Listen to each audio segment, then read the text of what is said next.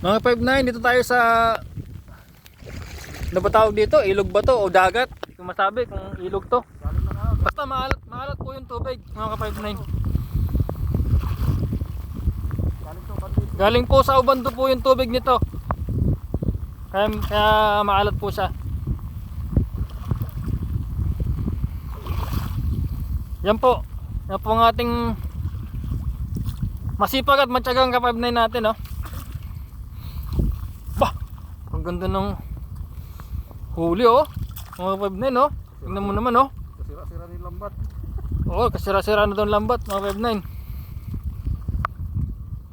Uy, apa tayo mo bukas? Di ko alam kung minero ba to o sombrero, hindi tugma sa dagat eh. Kala ko engineer.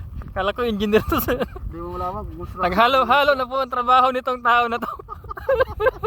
5'9", tapos engineer, tapos mangingisda. Ano mo tawag dito? Comment po sa kayo kung anong tawag natin sa taong to. kung 5'9" pa ba to o ano. Kasi halo-halo na po yung kanyang kasuotan. Hindi mo malaman kung construction. Hindi ko malaman, mayroon pa siyang suot-suot na bunit na